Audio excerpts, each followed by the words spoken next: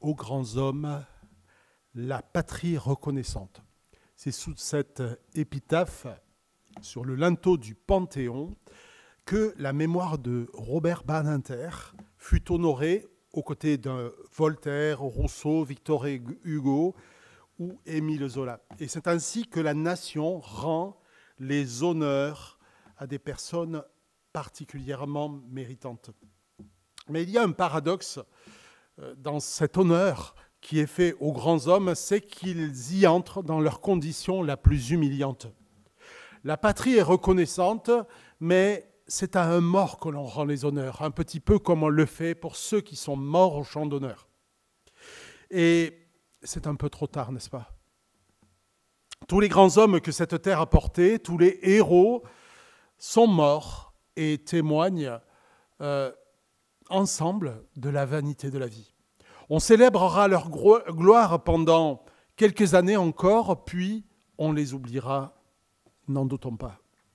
Le texte que je vous propose de méditer aujourd'hui est une célébration à la gloire de Dieu, mais elle exalte aussi l'homme fait à son image. Et je vous propose de le lire dans le psaume 8 que nous lirons dans la Bible second 21. Au chef de chœur sur la guitite, psaume de David. Éternel, notre Seigneur, que ton nom est magnifique sur toute la terre. Ta majesté domine le ciel. Par la bouche des enfants et des nourrissons, tu as fondé ta gloire pour confondre tes adversaires, pour réduire au silence l'ennemi, l'homme avide de vengeance. Quand je contemple le ciel, ouvrage de tes mains, je me dis, qu'est-ce que l'homme pour que tu te souviennes de lui, et le Fils de l'homme pour que tu prennes soin de lui. Tu l'as fait de peu inférieur à Dieu, et tu l'as couronné de gloire et d'honneur. Tu lui as donné la domination sur ce que tes mains ont fait, tu as tout mis sous ses pieds. Les brebis et les bœufs, et même les animaux sauvages, les oiseaux du ciel et les poissons de la mer, tout ce qui parcourt les sentiers des mers. Éternel, notre Seigneur, que ton nom est magnifique sur toute la terre. Jusque-là, la parole de Dieu. Alors, je voudrais d'abord donner deux préalables à notre texte. Tout d'abord, c'est un poème. Et ce poème a une structure. Par exemple, Jean de La Fontaine, dans notre contexte français, terminait ses œuvres par une morale qui était la leçon principale à retenir. Dans la poésie hébraïque, on utilise l'inclusion. C'est-à-dire que le plus important est au centre, et cette inclusion, on peut la repérer par l'insertion dans le texte de deux phrases identiques.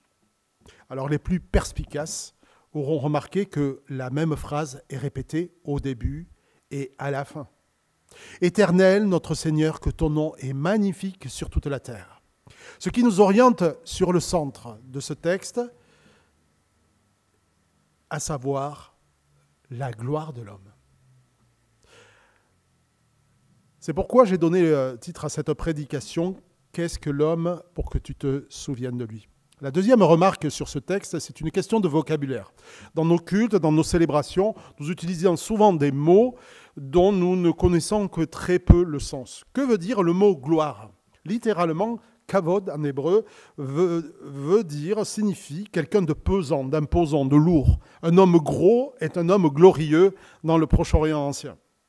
Ainsi, par extension, dire que Dieu est glorieux, c'est dire que son nom est grand, que sa réputation dépasse tout ce que l'on peut en dire, qu'il est plein de ce qu'il est lui-même et qu'il est parfait et qu'il n'a besoin de rien d'autre. Alors je vous propose un plan en 3 points dans cette prédication. Tout d'abord, le fait que la création célèbre la gloire de Dieu. Ensuite, nous verrons que l'homme a été fait pour une destinée glorieuse. Mais malheureusement, sa condition est celle de l'humiliation. Et puis nous verrons ensuite que Jésus est la gloire de Dieu et la gloire des hommes. Notre texte commence par cette exaltation. Ta majesté domine le ciel. Et en commençant la lecture de ce psaume, un réflexe naturel peut nous saisir. Pensez que Nous sommes devant l'exagération d'un poète qui utilise les hyperboles, force le trait pour exalter l'invisible et l'ineffable, comme un poète ferait parler les arbres et danser les planètes pour donner vie ou parole à ce qu'il ne comprend pas. Et je vous propose de prendre en compte que notre auteur, David, donc, a un premier objectif qu'il veut nous faire toucher du doigt aujourd'hui. C'est que toute la création poursuit une seule et même vocation, celle de rendre gloire à Dieu. Toute la création rend gloire à Dieu. Dieu n'a pas besoin de paroles pour tirer gloire de lui-même. Et quand bien même les hommes se tairaient, les objets inanimés tels que les étoiles, le ciel et tout ce qui s'y trouve, au-dessus du ciel, rendraient gloire à Dieu. Alors on peut se poser la question, mais comment des objets inanimés peuvent-ils rendre gloire à Dieu? Alors un proverbe qui n'est pas dans la Bible dit la chose suivante: lorsque le sage montre la lune, l'imbécile regarde le doigt. Et il y a certainement quelque chose de vrai dans cet adage. Si les étoiles, dans leur grande diversité, leur extraordinaire complexité, rendent gloire à Dieu, c'est parce qu'elles témoignent qu'un Dieu aimant, doué d'une extraordinaire créativité, d'un goût immodéré pour la beauté, les a pensées, créées et voulues. Le ciel, la terre et toutes les merveilles qu'elles renferment crient gloire au Dieu créateur. Lorsqu'on veut bien y réfléchir, disait Paul aux Romains. Déjà Voltaire, un de nos panthéonisés, disait « L'univers m'embarrasse et je ne puis songer que cette horloge existe et n'est point d'horloger. » La louange n'atteint pas seulement la bouche des enfants, vous voyez, chers amis, mais même les plus incrédules des philosophes. Quel dommage pour nos contemporains, comme pour Voltaire, de s'émerveiller qu'une horloge soit sortie du chapeau d'un magicien sans magicien. Même la logique crie gloire à Dieu. Nous savons tous qu'aucun système ne fonctionne sans qu'aucune volonté l'ait pensé, voulu et ordonné. En lui donnant des limites et des lois, le fait même qu'il y ait des règles, des lois qui régissent cet univers témoigne qu'il y a une volonté parfaite qui les a voulues. Aucune œuvre d'art ne peut apparaître spontanément sans que son créateur ne l'ait imaginé, rêvé et posé sur le papier. Par exemple, la cinquième aussi, mais la 9e symphonie de Beethoven a été recommencée plusieurs fois pour atteindre la perfection, et en particulier l'Ode à la joie, qui est l'hymne européen, a été recommencée à plusieurs reprises. Léonard de Vinci a travaillé pendant plusieurs années sur la Joconde, la modifiant à de nombreuses reprises, et il ne l'a jamais livrée à son commanditaire, car il ne l'a jamais considérée comme parfaitement achevée. La perfection demande du temps, des essais, des échecs et de la persévérance. Nous sommes ici devant une création que nous pouvons voir d'une manière inégalée dans l'histoire des hommes, d'une extraordinaire complexité, d'une beauté exceptionnelle, sans pareil, découverte après découverte. Elle dévoile combien son Créateur est créatif et tout-puissant. Aucune pierre ne ressemble à une autre, et pensez que Dieu les a pensées, chacune d'entre elles, avec des minéraux secrètement cachés à l'intérieur, comme nous pouvons le voir. C'est quelque chose d'incroyable, qu'une pierre puisse à l'intérieur receler autant de merveilles et de beauté. Nous n'avons jamais été aussi éclairés sur l'univers qui nous entoure. Nous sommes capables aujourd'hui de voir des galaxies à 28 milliards d'années-lumière. Et ce qui bouleverse nos théories sur l'âge de notre univers. Et il existe des milliards de systèmes solaires dans notre seule Voie lactée, notre galaxie. Et des galaxies comme la nôtre, il en existe aussi des milliards qu'on peut voir. Auparavant, on croyait que c'était des étoiles, mais en grossissant, on voit que ce sont des galaxies comme la nôtre, parfois même plus grandes que la nôtre. Il y a un moment où les chiffres ne veulent plus rien dire, mes amis. Quelque chose nous échappe. Grand n'est même pas un adjectif convenable pour ce que nous observons. Et il semble que les mots nous manquent. Si seulement l'homme pouvait chercher son Créateur avec autant de zèle qu'il en met pour chercher une trace de vie dans l'univers. Malgré tous les efforts de nos scientifiques, une chose frappe, c'est que la vie est une exception, une goutte d'eau, une anomalie dans un océan à la fois hostile et d'une beauté infinie. Même les déserts les plus arides, où la vie semble impossible, de ces déserts se dégage une beauté extraordinaire qui crie « gloire ». Le psalmiste veut ouvrir nos yeux.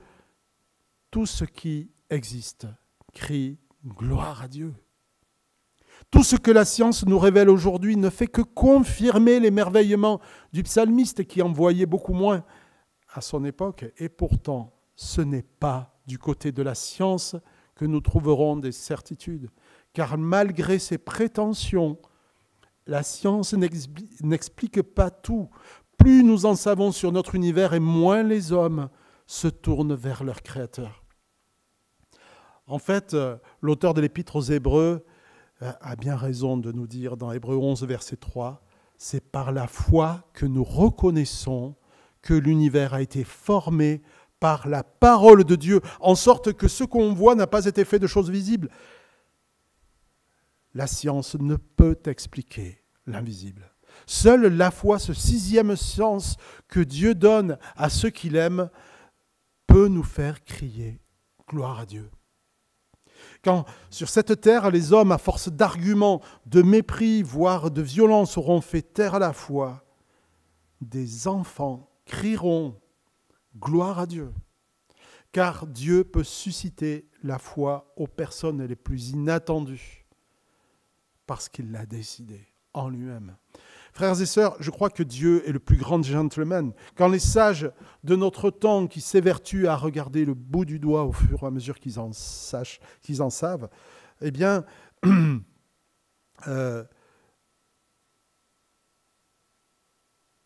quand les sages de notre temps rivalisent d'arguments pour minimiser la gloire de Dieu, eh bien Dieu la leur cache pour la révéler aux petits-enfants. Dans le royaume de Dieu, ce royaume inversé, la sagesse, c'est de devenir comme un petit enfant.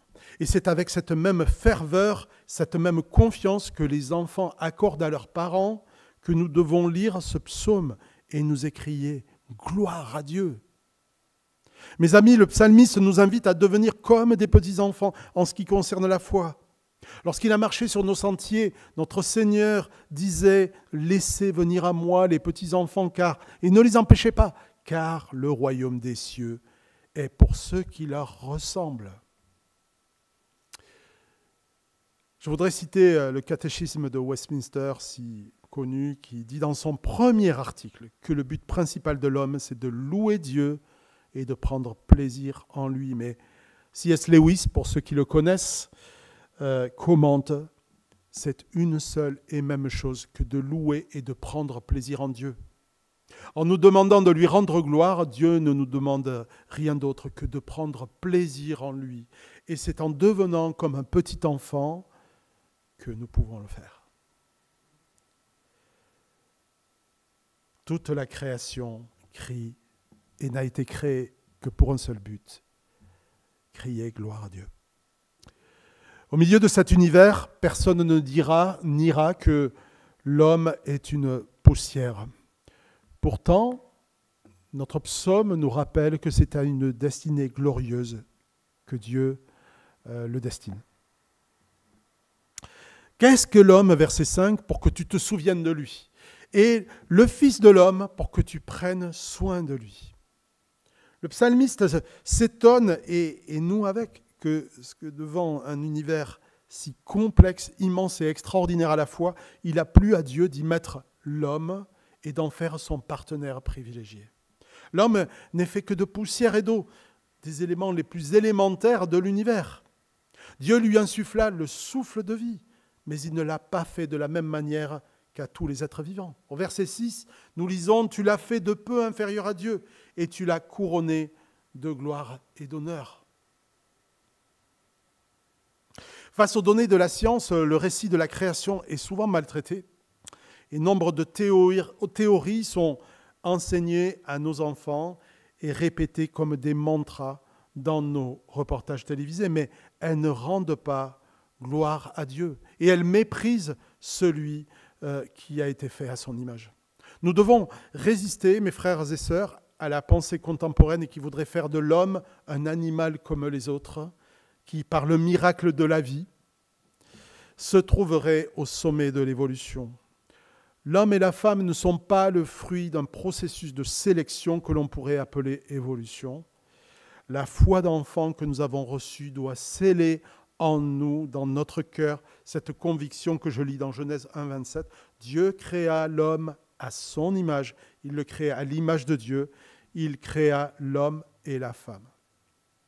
Ainsi, ils étaient deux au commencement, égaux en dignité. Et Jésus lui-même valide cela. Et remettre en question cette donnée, c'est faire mentir notre Seigneur, c'est refuser de rendre gloire au Créateur. L'homme a reçu cette grâce qui fait de lui un être unique dans tout le vivant, capable de réfléchir, de vouloir, de créer, d'aimer, un seul en qui se trouve ce besoin d'appartenir à plus grand qu'un soi, un seul qui soit porté vers le ciel et ressente un grand vide en lui-même. Le psalmiste nous rappelle encore que Dieu donne à l'homme la responsabilité d'être son représentant, et du coup son image, représentant au milieu de la création.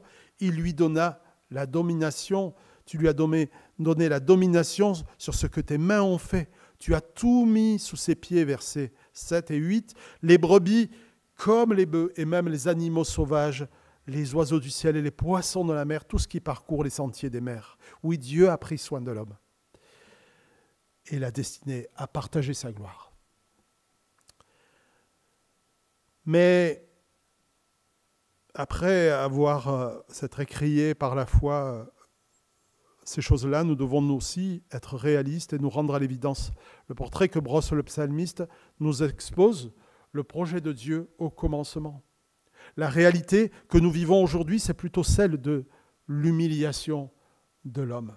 Tout d'abord, la création a été soumise au pouvoir de la fragilité. Elle est en même temps magnifique et hostile. Quelques mots du voyage dont je reviens avec quelques autres. Nous avons traversé une région frappée par un tremblement de terre il y a 2 ans de cela. Des villages entiers se sont transformés en tombes, enfermant sous des tas de pierres des familles entières. D'autres villages ont été tellement fragilisés qu'ils ont été entièrement abandonnés et reconstruits ailleurs. Et ils sont encore en cours de construction. L'homme ne règne pas sur l'œuvre des mains de Dieu.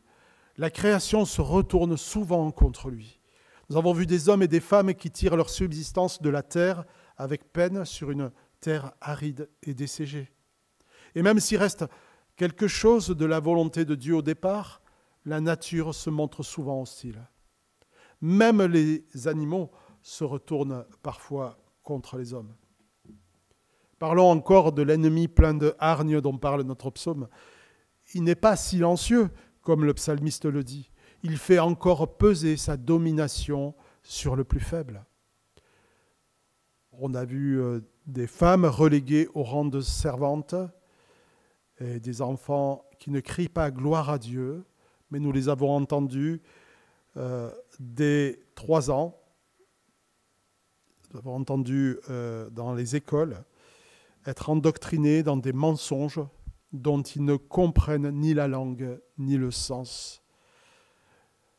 Les religieux de tout poil ont bien compris que les enfants sont un enjeu majeur pour asseoir leur pouvoir et stériliser les consciences de la génération suivante pour pouvoir mieux la dominer.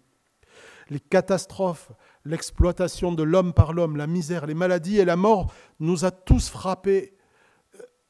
Et ce psaume pose question. Est-il bien vrai, Seigneur, que tu as couronné l'homme de gloire et d'honneur ? Seigneur, est-ce que tu te souviens encore de l'homme ? Est-il bien vrai, Éternel, que tu as pris soin de nous ? Et il est légitime de se poser ces questions. Et je crois que c'est la même question que s'est posée l'auteur de l'épître aux Hébreux, lorsqu'il a médité ce psaume, et sous l'inspiration de l'Esprit, veut nous en montrer la clé de lecture. Je vous propose de lire dans Hébreux 2, les versets 6 à 11. Quelqu'un a d'ailleurs rendu quelque part ce témoignage. Qu'est-ce que l'homme pour que tu te souviennes de lui, ou le Fils de l'homme pour que tu prennes soin de lui? Tu l'as abaissé pour un peu de temps au-dessous des anges, tu l'as couronné de gloire et d'honneur et tu lui as donné la domination sur ce que tes mains ont fait. Tu as tout mis sous ses pieds. En effet, en lui soumettant toutes choses, dit l'auteur de l'Épître aux Hébreux, Dieu n'a rien laissé qui échappe à son autorité. Maintenant, pourtant, nous ne voyons pas encore que tout lui soit soumis. Toutefois, celui qui a été abaissé pour un peu de temps au-dessous des anges, Jésus, nous le voyons couronné de gloire et d'honneur à cause de la mort qu'il a soufferte. Ainsi, par la grâce de Dieu, il a connu la mort pour tout être humain. En effet, celui pour qui et par qui toute chose existe voulait conduire à la gloire beaucoup de fils. Il lui convenait donc de qualifier parfaitement par des souffrances l'auteur de leur salut. De fait, celui qui procure la sainteté et ceux qui en bénéficient ont tous une seule et même origine. C'est pourquoi il n'a pas honte de les appeler ses frères. Que nous dit donc cet épître aux Hébreux? Il nous explique l'Évangile à partir du psaume 8 qui célèbre la grandeur de Dieu. Hébreux nous explique le plan de Dieu pour redonner à ses enfants la gloire et l'honneur qu'ils ont perdus. La désobéissance des hommes a entraîné l'humanité dans le chaos et rien de ce que nous vivons aujourd'hui n'a quoi que ce soit à voir avec le plan parfait de Dieu au départ. Les catastrophes, les maladies frappent chacun indistinctement, héritier du royaume ou pas. Les enfants sont maltraités, les femmes humiliées, et des hommes aussi sont humiliés, bien sûr. Au lieu du couronnement de gloire et d'honneur, par sa désobéissance, l'homme n'a récolté que chaos, maladie, loi du plus fort, et pour finir, la mort. Dans cette humanité humiliée, Dieu s'est souvenu de l'homme, qu'il a destiné à partager sa gloire. Dieu s'est souvenu qu'en faisant l'homme à son image, il l'a destiné à avoir la première place dans son panthéon, qui est la création. Et je crois que nous devons lire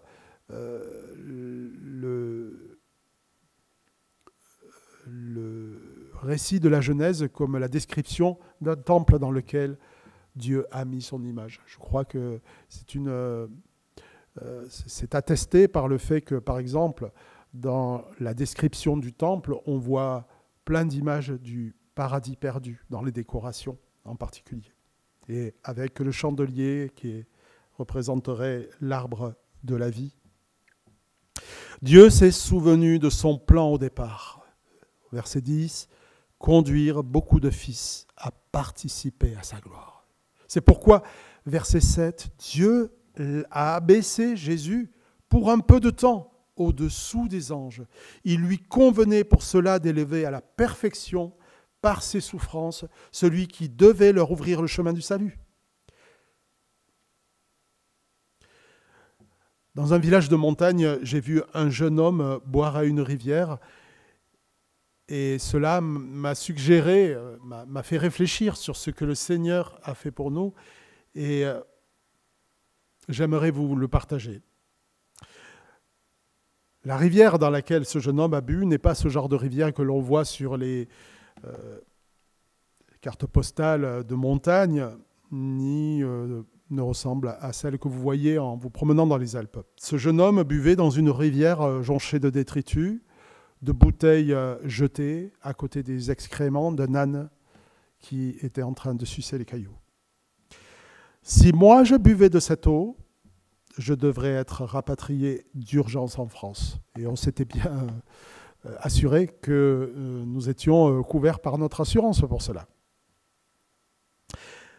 Mais à cet adolescent, il n'arrivait rien et il avait l'habitude de le faire. Pourquoi ? Parce qu'il était habitué à ce genre de vie-là.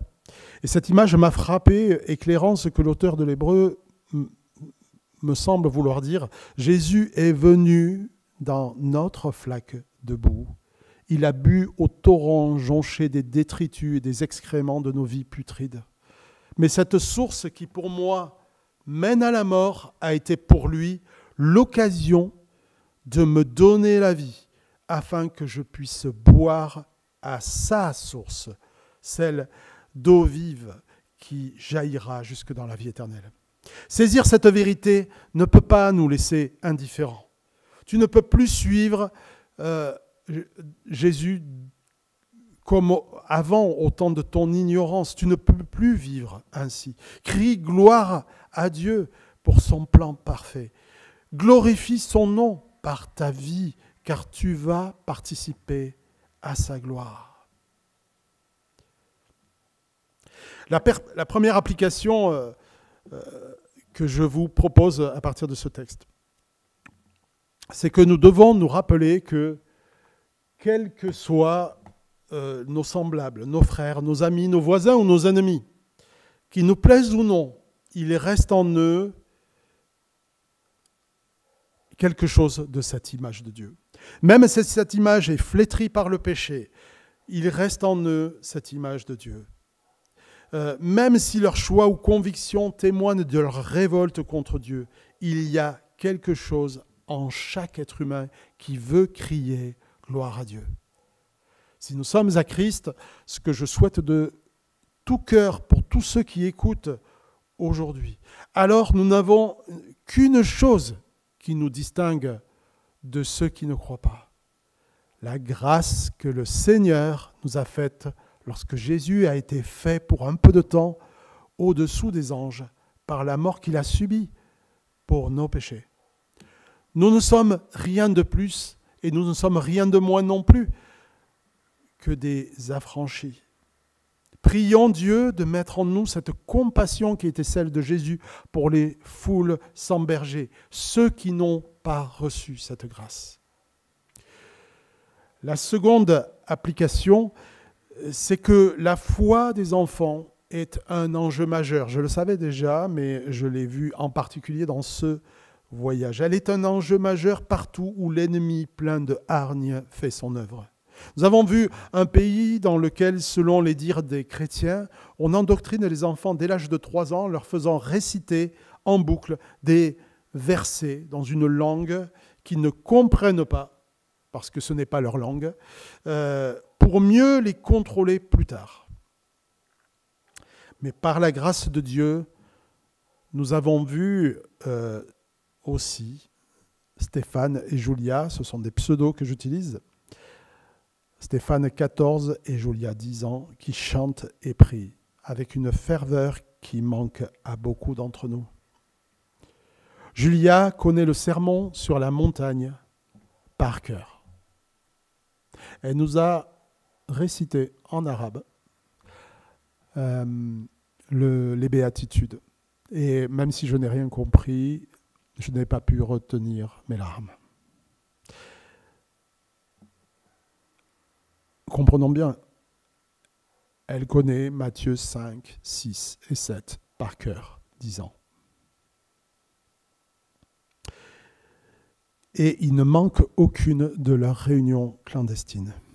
Dieu sait tirer gloire de la bouche des enfants et, dans un pays comme celui-ci, ils sont l'espoir pour les chrétiens de ce pays. Et je crois que dans notre pays, nous sommes avec les mêmes enjeux. Ne soyons pas dupes, seuls les versets changent.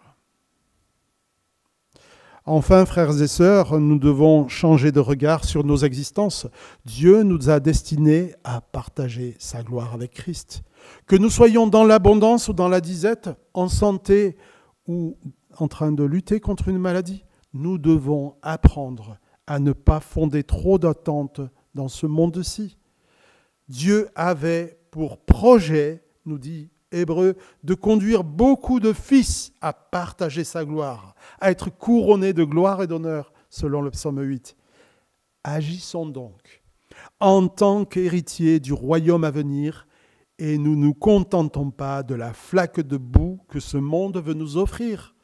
Refusons la jouissance momentanée du péché afin de pouvoir être couronnés de gloire et d'honneur le jour où Christ nous fera entrer dans son panthéon, la Jérusalem céleste, vers laquelle nous tournons nos regards.